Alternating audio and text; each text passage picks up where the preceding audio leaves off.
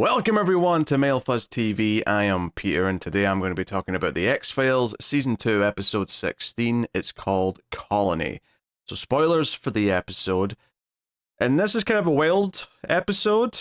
It's kind of convoluted to an extent, but a lot of what's happening is pretty exciting. But it was one of those episodes where I kind of realized, like, 10 minutes from the end, this has to be ending on a cliffhanger, has to be the start of a two-parter or whatever you want to call it, because the episode opens with a very sort of typical TV trope, which is that we're going to show you something that happens later in the story. And the start of the episode is Mulder been flown to a military hospital.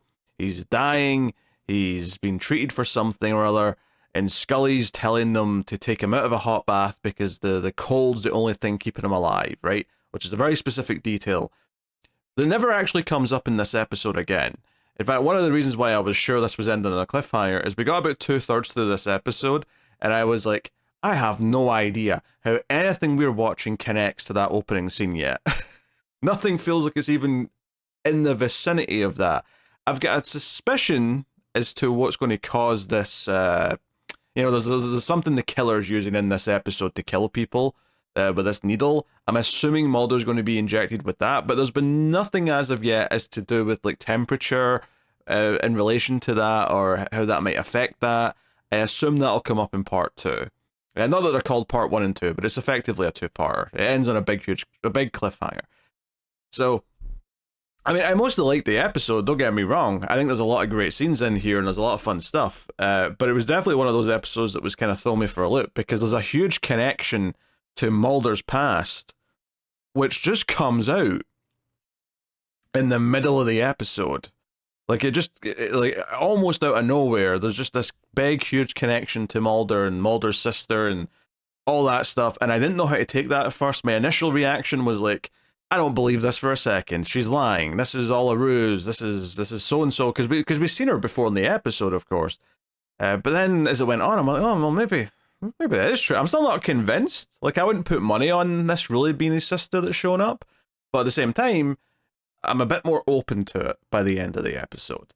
But I don't know where we're going with it. I really don't. So I'm all... The plates are all spinning. And because it is part 1 of a two-parter, none of the plates have converged into one giant plate, which is a stupid metaphor because I don't even know what I'm saying anymore.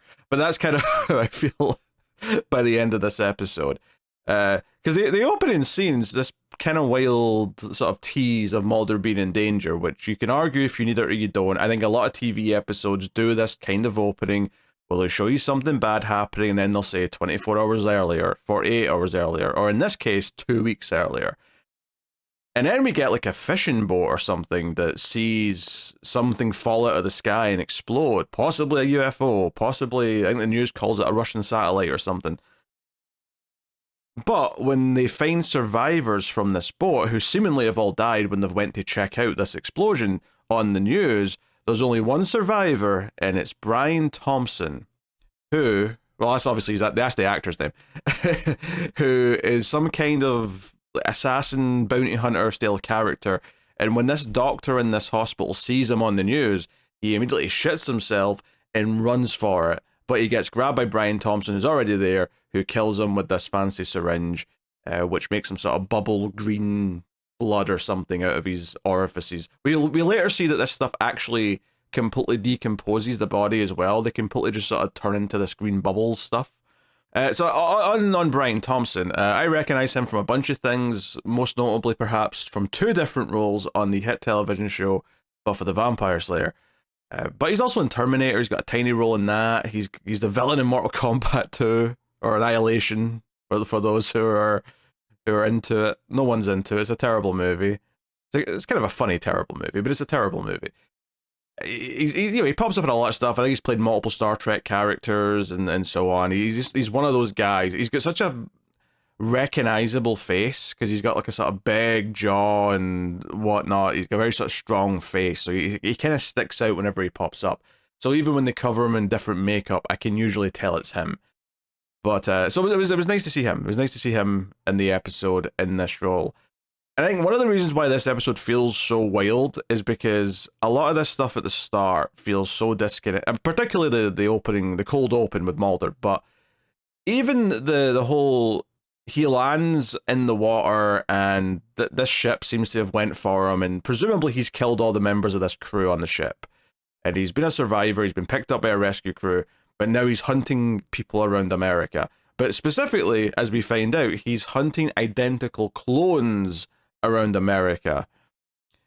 Where it gets a bit murky, and I suspect that this is actually intentionally murky on his part, because we find out two things about this character, this bounty hunter. He is a shapeshifter. He can turn into other people. We see him turn into another FBI agent and later on a CIA agent. And one of the things he does in this episode is that he feeds Mulder and Scully when he approaches them and says, hey, I'm with the CIA, I want to help find these other clones that have been hunted down. I mean, here, Mulder and Scully at this point, even though they're clones, they're obviously very curious as to why 3 different murder victims all look identical, and they have no shared relation. In fact, they don't even have that much of a history individually, so it's all a bit suspicious and weird and mysterious. But posing as a CIA agent, it's the villain who actually tells them a bunch of stuff. Now, in this moment, we, the audience, don't know it's the villain quite yet. It does spell it out quite quickly once they go to actually talk to one of the potential next victims, one of the potential next clones. And the way the direction captures, one, the doctor clone, because I think they're all doctors. I mean, I could be wrong, but at least multiple of the ones we meet in this episode are definitely doctors.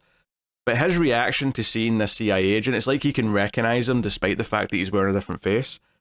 Between that and between just the way the director and the cinematography on this character puts him in shadows, puts him in these imposing kind of attitude moments, it's very clear, oh, this is the killer. Because we already know he can shapeshift at this point. So it's like, okay. But when he tells Mulder and Scully this backstory about how this is related with Russians and making clones, and this killer is actually a Russian bounty hunter taking out all of the clones for some reason, it leads us down a path which feels like a really weird tangent. But admittedly, I think it's all a lie. I think it's all a lie because it's the villain that's saying all this. I think he's just selling them a story to use them to track down the next victims because he's having trouble finding them. And unfortunately for the victims, Mulder and Scully, or Scully specifically, ends up sort of putting them all in one place for him later in the episode, which is a bit of a... Maybe splitting them up would have been a wise idea, right? That might have been it may not have helped, ultimately, but it would have made his life a little bit more difficult at the very least. We find all this stuff out, but then later on, when the quote-unquote Mulder's sister is around, and she basically just says, oh yeah, the clones are actually aliens. They're my adoptive parents. They raised me. And this bounty hunter's taking them out. We still don't know exactly who sent the bounty hunter or why the bounty hunter's taking them out. I don't think anything was said to that effect in any great way.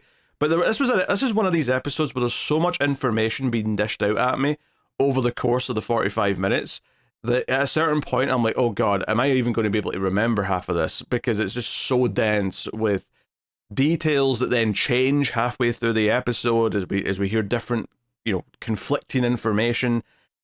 And while I'm still not completely sold on this woman's actually Mulder's sister, I am inclined to think that her information is more correct, at least about the clones and stuff. And the reason for that is simply the fact that the cold open with Mulder, he narrates it actually. In fact, this is actually one of the things that makes it like a really sort of dramatic, overly dramatic, one might even argue, open to the episode. Is that Mulder narrates, but he's not narrating in hindsight, like after he got better. He's not. This is not like a narration from like before. This is him effectively narrating to the audience as he might die, and he's like, "Oh, if I die now, then I'll at least know all my beliefs were justified," which kind of implies that he's going to see something probably directly related to aliens, maybe the kind that took his sister. Obviously, I think the reason for all this narration and him sort of saying it all started with these events when he was a kid in that opening, I thought it was a little bit hokey at the time. I think the intention of it was just to remind everyone of how that all started, because the sister's obviously the core part of that. So when the sister comes back in later, it at least feels like the opening kind of, thematically set up and reminded everyone, hey, remember where all his beliefs started, that they all started with the sister. So if the sister is real, or more precisely, if she's really his sister, and she says, "Oh, I had amnesia. You know, I was abducted, and then I didn't remember anything, but I was raised by adoptive parents, who, by the way, are aliens." And she eventually remembered everyone because of hypnotherapy, because she had like a condition, some sort of stress syndrome or something. Like, so there's a lot of information to take in. There's a lot going on, and it's firing at you. But to be fair to it, a lot of the scenes are quite good. If I have a critique about the way that the plot progresses in the episode, I do think the last 10 minutes is a little bit overly convoluted, particularly in relation to the way that Mulder and Scully keep not being in contact. There's kind of like a running thing towards the end where they each keep trying to phone each other, and they'll get the other's answering machine or voicemail. And it kind of felt once or twice that I didn't understand why they hadn't, it was, it's like, Scully just leaves the room and misses Mulder's phone call, and it goes to the voicemail, right? Which would be fine in its own, but by this point of this happening, she's already tried to call him multiple times, and it starts to feel a little bit like a convoluted build-up effect of, like, it's kind of silly at this point, and that they keep just missing each other, which ultimately leads to Scully being in the cliffhanger at the end, where the shapeshifter is pretending to be Mulder, and she knows that because Mulder calls her at the same time, and that's her big, dun dun dun, the shapeshifters come after her, and that's a whole thing. So, yeah, and the shapeshifter might be trying to get after Mulder's sister. He wants to kill her. I don't think she said specifically why. I'm sure that's something that's going to come up and be explored more next episode. If I'm forgetting something she said there, forgive me. There was a hell of a lot to take in this episode. I will say, though, like I say, I really enjoyed how some of these scenes were filmed. There's a lot of good stuff in this episode. In particular, whenever Scully's like looking around, there's a whole scene later on where she is looking into the sort of warehouse that's been converted into a laboratory by one of the clones, who seems to have been making more clones. He's growing more clones in tanks. And she is like snooping around, and she sees the CIA agent she's been working with that she's been skeptical of.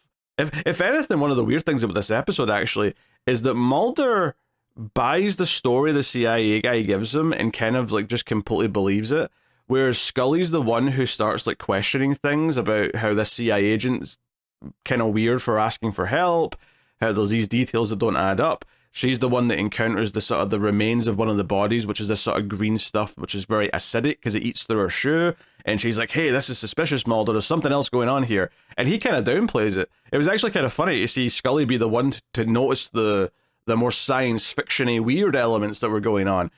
But no, I like some of the direction as she was like snooping around and like witnessing some of this. There's a lot of good use of like half a shadow like going across her face or something like that. But my scene of the week, which I'm going to try, I'm trying to think of more like sort of consistent segments on these reviews. So I think one that I'm going to try and do, not just in X-Files, but across the TV reviews, is scene of the week, right? Or scene of the episode, whatever you want to call it. My scene of the episode is probably when they go and not confront, rather, but when they go to talk to the next victim that they've tracked down, because they've established the victim at the start of the episode, they've established a second victim, which is when the shapeshifter kills the FBI agent afterwards, because the FBI agent that's local catches him killing the local clone.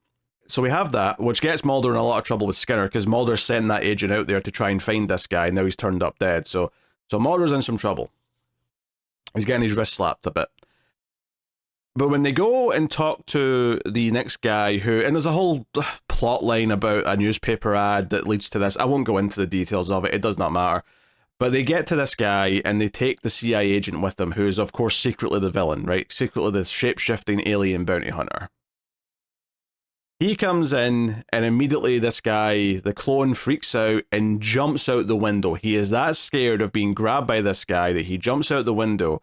But notably, even though they're like 3 or 4 stories up, he gets up pretty quickly. He just kind of shakes it off and starts running away. So Mulder and the villain in disguise start chasing after him, right? So Scully's looking down and she's looking over. My scene of the week specifically, though, this is the build up to it. The scene of the week is basically when the villain corners this guy in the alleyway. Mulder gets hit by the car or somewhere, right? Like an idiot. He runs out and gets hit by a car. Nice little stunt, fun scene. But my scene of the week is when the villain is walking slowly down the alleyway in complete shadow as the clone is looking scared and trying to find a way out, but there's a fence blocking the other end of the alleyway. And just there's a lot of little details in here that I really liked that made it my pick of the week. One is that there's like an orange construction light that's kind of flashing behind the fence, so there's kind of a sort of danger strobe effect happening on the face of the clone. The doom is impending, it's coming for him. And he tries to get away, of course, a little bit. He tries to climb up the fire escape. But you just have this slow walk down the alleyway. It's a very horror movie-esque scene. Some of my favourite scenes in X-Files tends to be when it focuses more on just the raw horror element of a specific situation. And I think this is a pretty decent example of that. I think it helps that Brian Thompson's got such a sort of imposing kind of big figure and face.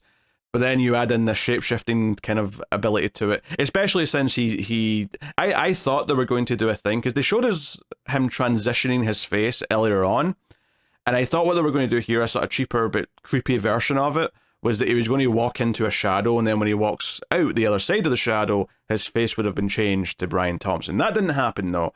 Instead, he's turned to Brian Thompson when he grabs the leg of the clone and pulls him down. And then I won't quite count this as the same scene, although I really like this as well. So if you want to add this to my scene of the week sort of justification, you can count this too if you like. But Scully finding this alleyway and like investigating, seeing the CIA guy, he's turned back into the CIA guy, and he says, hey, they got away, he blindsided me and climbed up the fire escape. The villain leaves, and Scully's a little bit suspicious, she's looking up. And again, I thought the lighting in this scene was just continuously very, very good. This location was always lit very well. And she finds the pool of the green goo that's bubbled, and the burns through her shoe. Like all of this just had a really cool eerie feel to it. I think what's interesting though about the idea that Scully is the one who is noticing these things and getting suspicious and thinking there's something science fiction afoot, effectively, and Mulder isn't, is that I totally understand it if it was later in the episode and it was after Mulder found out about his sister potentially being back. The idea that he's too wrapped up in his own personal stuff and he just like, well, it doesn't matter now because the sister's there, so he's too wrapped up. But all of this actually comes before that, because like I said, when I started this review and said that it takes some wild turns and the whole personal thing for Mulder effectively comes out of nowhere, it does, because he just gets a phone call or he gets a message from Skinner saying, hey, come up and see me. And he thinks he's in trouble for his report being late, but it's not. He's like, hey, I got a call from your dad. There's a family emergency. So Mulder just runs out of the episode at that point and goes back to his parents' house, wherever they live. And we find out about the sister. And notably, we'd seen this woman before in the episode. Like, I didn't even mention it in the scene because it's such a small part. But the clone that was chased into the alleyway that jumped out the window to begin with, right? This woman that's claiming to be Mulder's sister was with the clone. And she, like, dipped out of the scene when the door was being answered. So she was basically just hiding in the other room and just didn't want to get involved. I think she was also with him at the lab before they came back to this apartment. So we've seen her already, so I'm immediately thinking, this is suspicious. Who is this woman? Is this all a ploy to lure out something or whatever? But she's saying to Mulder after the fact, no, like, these clones raised me. I consider them my parents. I don't know if she considers all of them her parents, because there's at least 4 that we find after this, and there was at least 3 that were already killed. Or maybe this one makes 4, so maybe it's 8 total that we know about. But regardless of the number, like, how many does she consider her parents? I don't know. But she just tells this to Mulder. She's open about it. She says they're aliens, and so they do raise the question, though. They specifically have Mulder's mother say to Mulder when he's putting her to bed, he's like, she says to him, it's really her, isn't it? Like, it's her. It's really her. And Mulder says, yeah, who else would she be?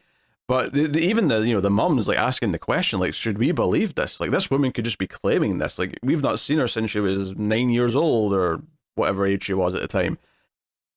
It is interesting though meeting Mulder's parents for the first time. There's a bit of, tension between him and his dad. Mulder's kind of going for a hug, but the dad just puts out his hand for a handshake. It's a little bit cold.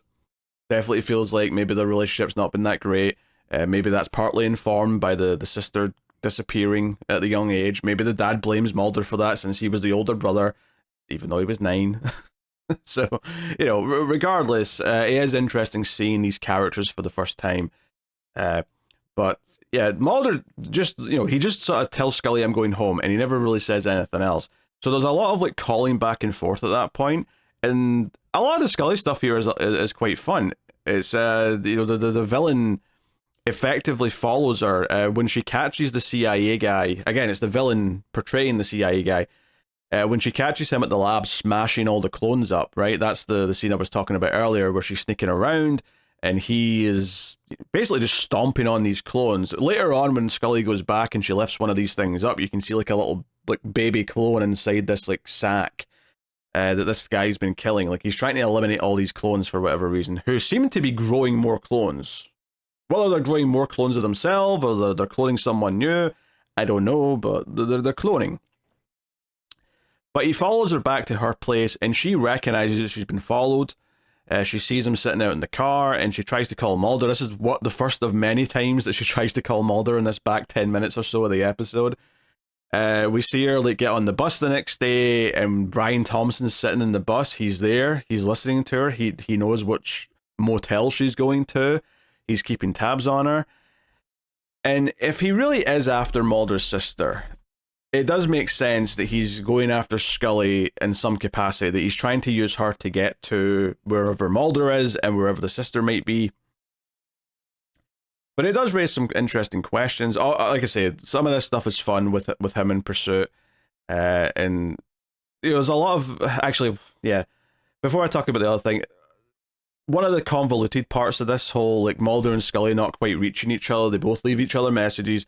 Mulder calls the motel because he actually gets one of the answering machine messages from Scully, right? And I think at this point, Mulder and his sister have came back to his apartment because they're looking for Scully because she might be in danger. And he hears the message, the motel. He calls the motel. Makes sense. He calls the motel and he says, hey, is there a Dana Scully there?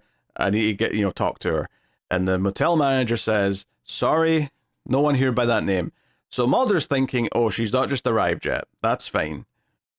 When she comes in, when she registers, can you tell her that Fox Mulder, needs to speak to her? It's important. And the guy says, sure. He hangs up the phone.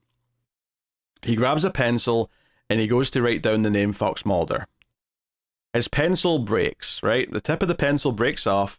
And the second that happens, he immediately goes, oh, what was that name I need to remember? That felt convoluted of how quick that was. It's not like something else distracted him for 5 minutes and he came back and then he was like, shit, I've forgotten that name. He instantly just goes, oh, I've forgotten that name. But what really makes it convoluted to me is not that.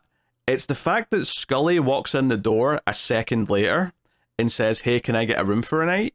Now, the scene cuts away before we see the next part of it, and it cuts to her just going into the motel room and like setting her stuff down and, missing the phone call from Mulder. Mulder phones her cell phone and she goes into the bathroom right after.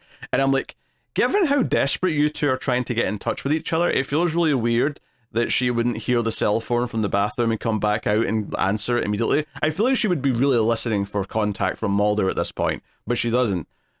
Anyway, what I was getting at is that surely when Scully says who she is, when she puts down her name in the logbook or whatever and says, I'm Dana Scully, that's my name, unless she's used an alias, but if she used an alias for safety reasons or because she's trying to dodge her, anyone following her, then they should have showed that to establish that. That's a pretty important detail to not tell us. But surely when she said her name is Dana Scully, immediately that should trigger this guy's memory. Even if he can't remember the name Fox Mulder, as soon as she says Dana Scully, he should be like, oh, that's who the guy in the phone was trying to reach. He would at least say, hey, some guy phoned for you, he said it was important. And Scully would probably assume it's going to be Mulder, right? It's the most likely candidate at this point. There's like literally no other men in her life right now. It's going to be Mulder. It's got to be Mulder.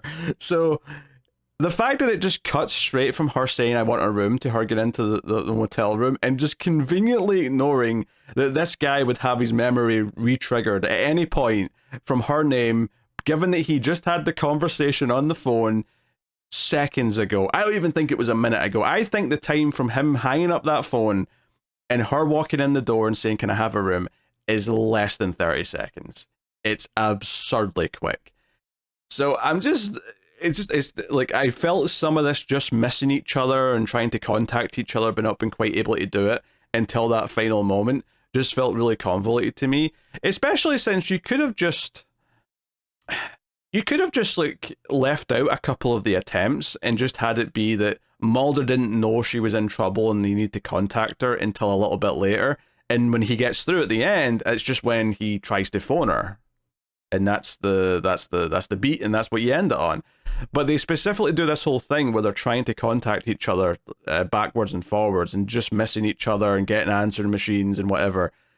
And then these convoluted moments of the guy not remembering to give her the message and Scully just literally closing the bathroom door and then the phone in her coat rings and she just doesn't hear that, I don't know. I just all of it felt really convoluted towards the end. Which is not to say this is that big a deal, because it isn't. I'm rambling on about it because it feels like almost orchestrated to be annoying, right? It's like, it's not just someone made a slight mistake. They had to write all these scenes, and it actually makes it more frustrating from just a logic and a follow through, right? When you stop and think about any of it. The actual content of the story, the actual ongoings that are happening, there's a shapeshifter alien bounty hunter that is shapeshifting as Mulder and is coming after Scully. Mulder's sister might be back, and that was definitely a big turn in the episode that made me go, oh shit, we're doing that halfway through this episode? That's kind of wild, and I still don't know how to feel about it, or if I believe it, or whatever. So we'll see how all this stuff gets played up next episode. It's actually one of the weird things about reviewing the first half of a two-parter, is that it does feel difficult. Like, you can say, obviously, if the scenes were fun, if it excited you, if you're excited for the conclusion, and I am excited to see where this goes. I do want to see where all this leads up. And these alien clones, I want to know what their deal is, like what's going on with them. Also, one of the things I wanted to bring up before was, okay, when did Mulder's sister get her memory back? Has she known for a while that she's Mulder's sister and who her family is, and she's been choosing to not go see them? And if so, then why now? Is it just because she's desperate because her mentors, her adopted clone dads, are all being killed and she feels put in a corner now? That seems plausible enough, but that does lead the question as to, okay, why did she not contact Mulder, and why did she not go through with any more of it?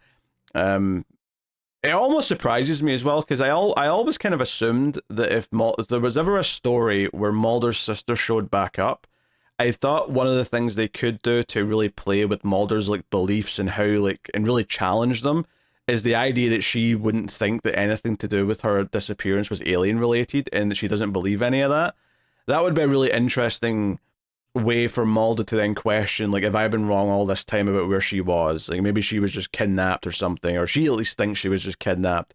And then, yeah, I'm sure they'd eventually reveal that their brain wiped or something like that, and it is aliens, of course, all along, because it's the X-Files, but I always thought they'd do something like that, so it was actually kind of interesting to me that the sister, if that's who she is, immediately says, oh yeah, I was adopted by aliens.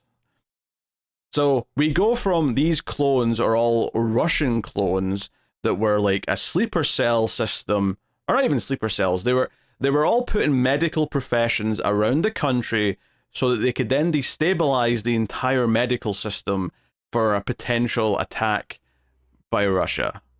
That's the story we're sold, but admittedly that comes from the villain, so we can't really trust it. Maybe that's just the tale he's weaving to get Mulder and Scully to go along.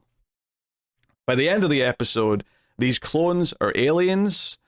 This guy is some kind of alien bounty hunter, and it does feel like he arrives at the start, right? You know, that ship coming down and exploding, and then that ship crew all dying. That does feel like a straightforward, simple, classic science fiction thing. Alien comes down in ship, kills everyone who finds him, and then starts going through, civilization, looking for what he's actually here for. It's kind of like an alien Terminator in a lot of ways. I'm not just saying that because the actor happened to have been in Terminator in a small role, but regardless, all of the actual events are pretty fun. There's several sequences that I think are really well directed, that are really atmospheric, especially when they're focused on the horror and the creepiness of the shapeshifter.